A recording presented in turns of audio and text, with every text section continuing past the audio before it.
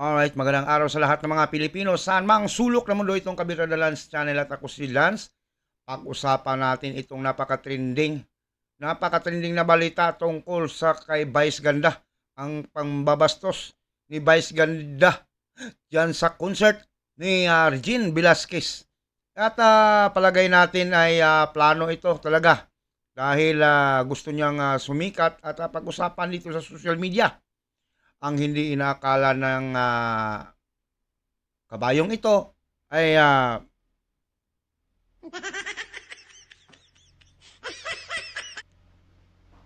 masusobrahan ang reaksyon ng mga DDS. Nako, akala siguro niya na matanggap ang kanyang mga joke sa ganyang paraan.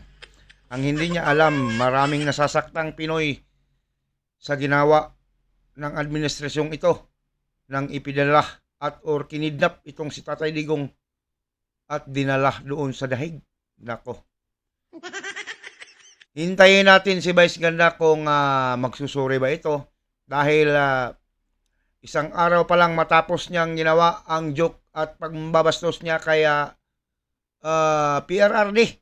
Isang araw pa lang nababawasan ang kanyang follower ng 1,000,000 and counting.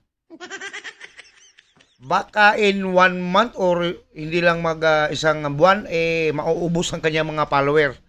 Alam nyo ba nga kapag hindi magandang indikasyon yan sa Facebook.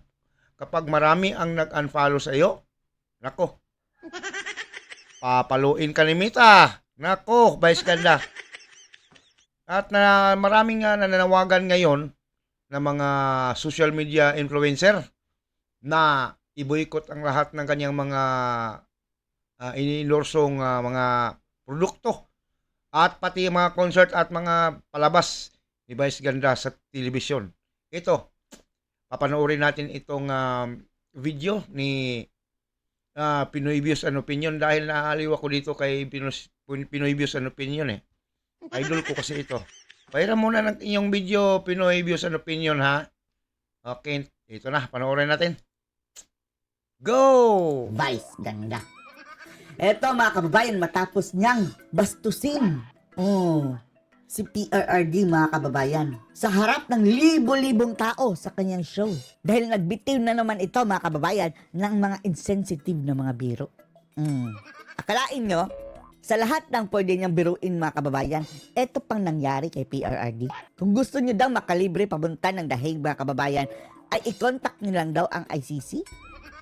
Kaya pumalagpo ang maraming tao mga kababayan dahil hindi magandang biro yan. Hindi magandang biro yan. Dahil unang-una, kidnapping po ang ginawa kay PRRD mga kababayan. Isang krimen. Tapos gagawin nilang katatawanan. At isa pa, hindi ito sinasabing slip of the tongue o hindi sinasadya mga kababayan na biro. Talagang pinagplanuhan ni Vice Ganda yan mga kababayan. Inispoof, pinag-isipan talaga niya yan para kutyain si Digong mga kababayan. Ang hindi niya alam na ang bumubuhay sa kanya ay etong mga taong nanunood sa kanya. Tama. Napakaraming mga Duterte supporter mga kababayan. Kaya ngayon, Tama. 20 million, nagiging 19 million na lang ang followers niya. Nako po, and counting pa yan. Iwan ko kung ilan na ngayong araw na ito ang nababawa sa kanyang follower. Facebook mga kababayan. At mababawasan pa yan. Lalong-lalo na hindi pa lahat nakakakita nito kabastusan ni Vice Ganda. Sa lahat ng hindi nakapanood mga kababayan, narito po ha. Ayan na mga kababayan ang tikbalang. Petrang kabayo. Naka-swimsuit daw. Ano yan? Naka-fitting mga kababayan pero may bukol. Ito yung bultot. Ay, itong si Pinoy Views Opinion, naaaliw talaga ako dito sa tawa niya. Mga kababayan, pero ang buntot na sa harapan. Jet ski holiday. Di ba natatandaan nyo mga kababayan si ano? Yan ang kanilang puna kay PRRD na mag-jet ski daw sa West Philippine Sea. Alam nyo mga kababayan, itong concert na gagawin ng mga artista, hindi yan basta-basta na papasok ka lang or magbaliw-baliwan ka doon kapag ganito ang sitwasyon. itong pangyayaring ito ay pinagplaplanuhan at malamang sa malamang ito ay ni-rehearse nila. Alam niya ni Regine Velasquez dahil nag-research ito sila bago gagawin ang kanilang mga show, 'di ba? Kanilang mga shows. Oh, 'wag mong sabihin hindi ito planado. 'Wag niyong sabihin na hindi ito pinapractice, 'di ba? Ang problema kasi hindi niyo pinag-isipan kung gaano kasakit sa mga Pilipino ang nangyari kay President Duterte. Ah, bakit ba walang nag-advise sa inyo na 'wag niyong gawin 'yan? Ha? Hindi niyo ba hindi niyo ba nalalaman ang damdamin ng mga Pilipino? Pilipino rin kasi kayo eh. Ikaw Vice Ganda, ikaw Regine Velasquez. Damay ka na kasi dito eh. Dahil alam mo ang gagawin ni Vice Ganda, ang pagpasok ni Vice Ganda habang kumakanta ka. Ni-rehearse ninyo yan. Pinapractice ninyo yan. Bago ninyo ginawa yung concert na yan. Napaka-insensitive ng mga damdamin ninyo. Basta na lang kayo gagawa ng mga eksena at pinapractice ninyo na hindi man lang ninyo isinaalang-alang ang mga damdamin ng mga Pilipinong nasasaktan sa ginawa ng administrasyong ito sa dating Pangulong Duterte. Ngayon, paano na? Paano mabawi ninyo yan?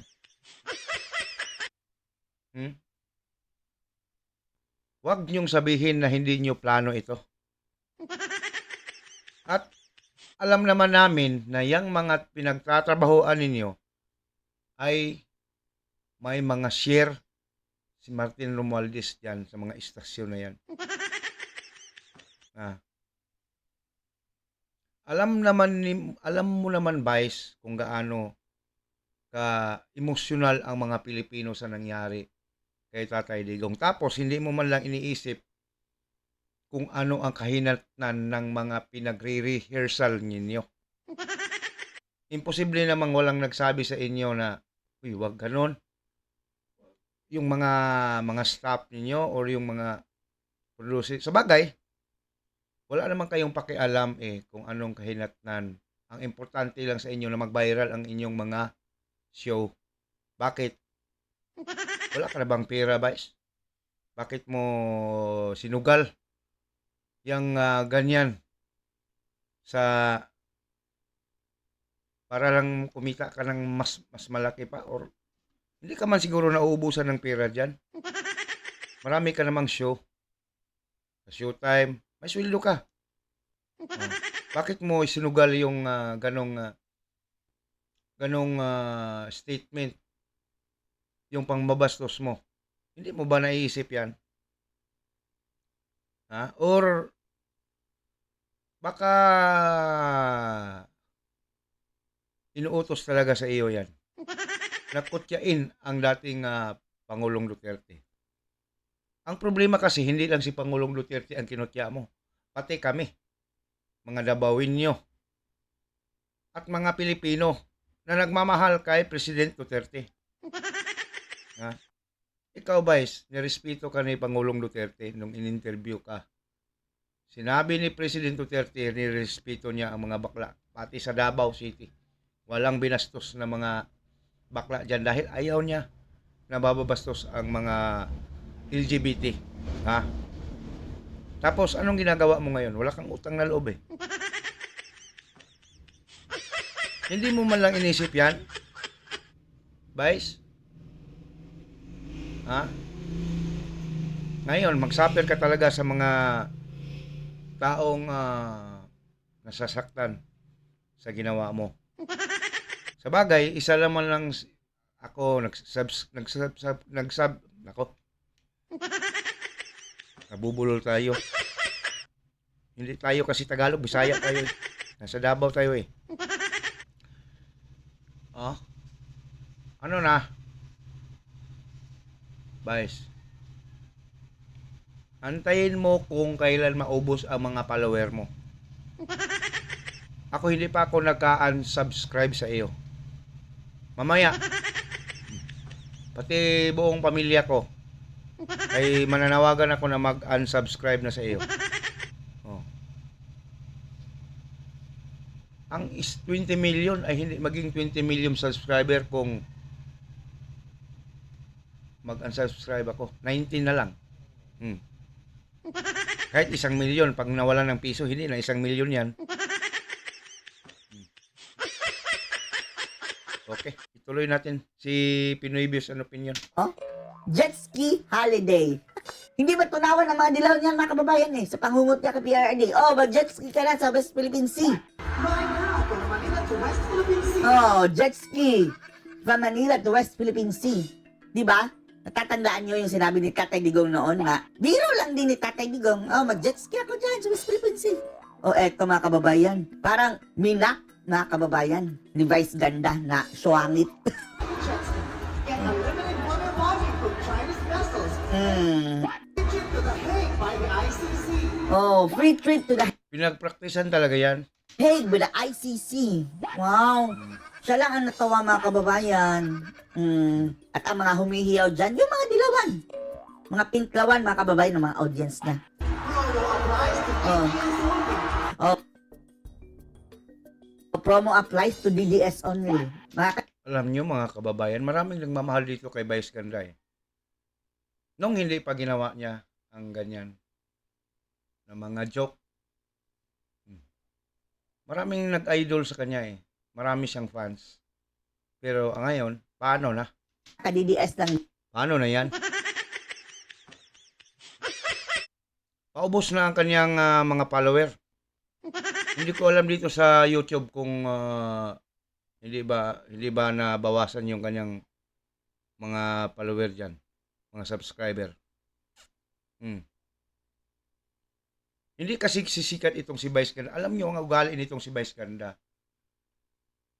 Walang patawa na hindi insulto ang joke nito. Hindi ito marunong magpatawa na walang pag-iinsulto at pangutya or pang-downgrade ng isang tao. Puro ito gagaya ng kay Jessica Soho na nagjo-joke siya na ito daw si Jessica Soho ay malaki ang katawan. Oo, yun, basta yun ang pagkasabi niya. Baral bang binubuli niya si Jessica Soho at marami namang natawa. Dahil diyan sa magaling. Ang kanyang patawa ay pang-iinsulto, pangutya at pagmamaliit ng kapwa-tao. Hindi siya kagaya ni Dulpe na mga komedyante, sila si Andrew E, sila si Tae, na ang mga joke nila ay walang hindi masasaktan ang tao. Oo. Hindi kagaya ng kay Vice Ganda na kailangan pa niyang manginsulto ng kapwa-tao para lang matawa ang mga audience niya. Napaka-insensitive niya. Alam nyo. Sa bagay, doon siya sumikat. Sa mga panlalait niya, kanyang mga bisita or mga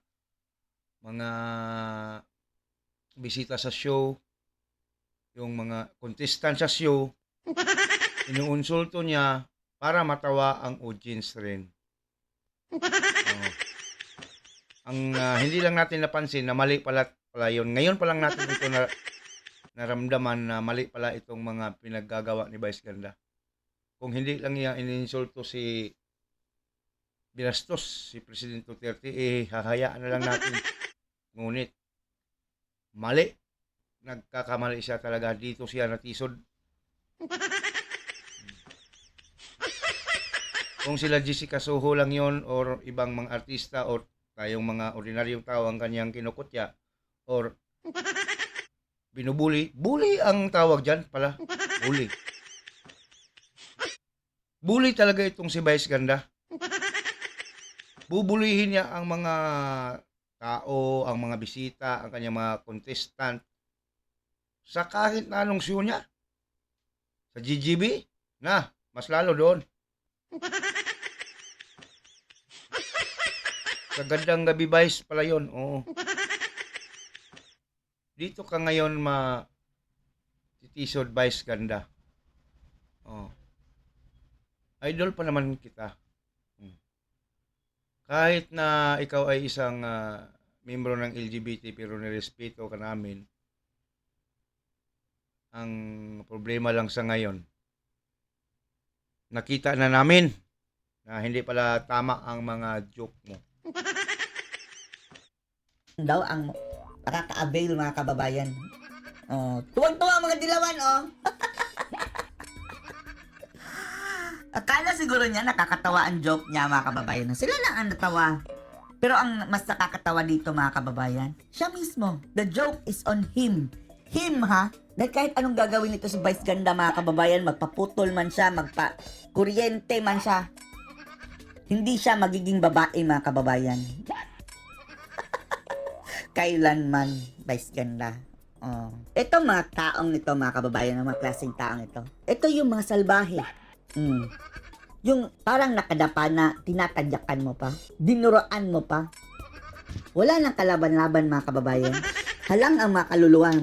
Kulong na nga si President Duterte. Nasa dahig na. Tapos, nasa lupa na. Binibira mo pa ng ganyan. Hindi ka naman naawa. Dapat sinabi mo na itong concert na ito, para ito sa aking awa doon kay President Duterte na dinala sa dahig na wala man lang due process of law. Ang aking income dito sa concert na ito ay ipapadala ko ito sa mga taong nasa labas ng prisuhan doon sa dahig. Marami kasing Pinoy doon na nag-aabang at nagrarally. Ganun sana, nalipay sana kami. Nalipay naman. Kung ganun ginawa mo, mas sikat ka pa. Kaysa itong ginagawa mo na nasa lupa na lagpak na kinutya mo pa. At ang hindi mo alam, ang presidente pa ang pinakamagaling na presidente pa ng bansa na minamahal ng maraming tao, bata, man, matanda. Napakarami sa mansulok ng mundo. Marami ang nagmamahal. Dahil sa mga ginawa niya. Ngayon, alam nga naman sino ang aming kakampihan. Mas minahal namin si Duterte dahil sa ginagawa niya para sa bayan. Kanyang sinugal ang kanyang sarili. Kahit anong mangyari ay ginagawa niya pa rin. Kahit na alam niya na pagbaba niya bilang isang presidente ay maraming tutulig sa kanya at iipitin siya at gigipitin talaga. Pero hindi niya inalantala yan. Hindi niya inisip yan. Ang inisip niya ang mga Pinoy, ang future ng Pinoy. Sino ang aming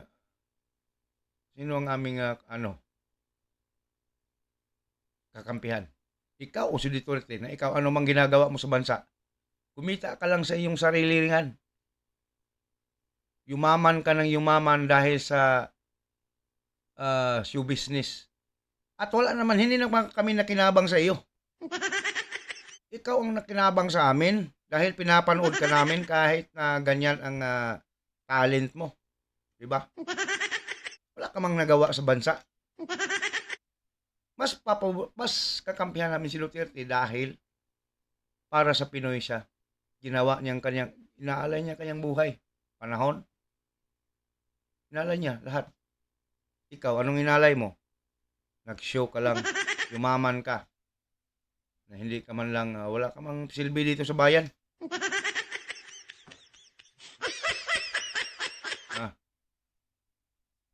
Sino magsabi ngayon na si Vice Ganda ang kakampihan mo? Mag-comment ka.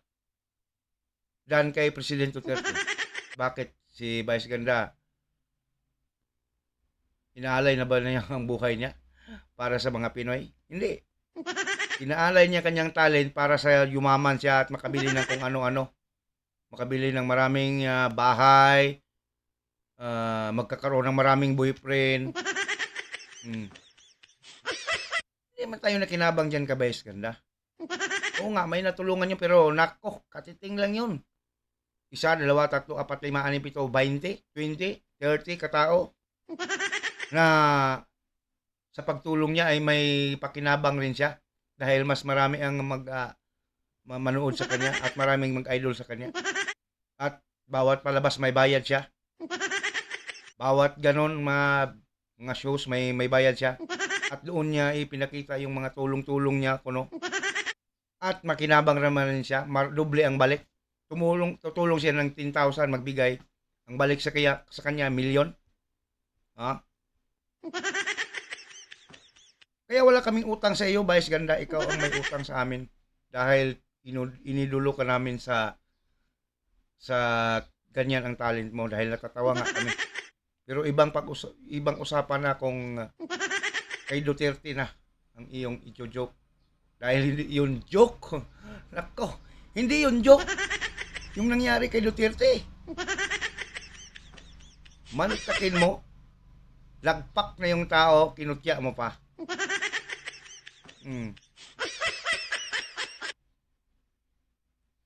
Kaya ikaw nako, mauubos siyang follower mo dyan.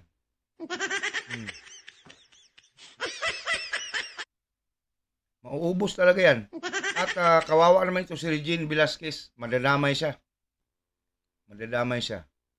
Dahil alam naman natin na nag-practice talaga sila. Na ganyan ang gagawin ni Vice Ganda.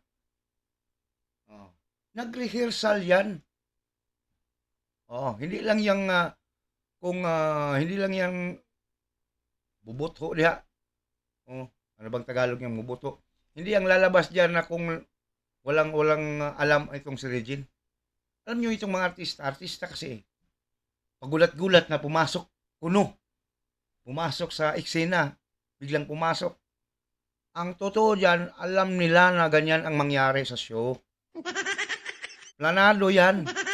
Minimorize yan ni Vice Ganda ang kanyang pinagsasabi dyan na mga jet ski holiday. Ano yan? Basta na lang kung sino lang ang papasok.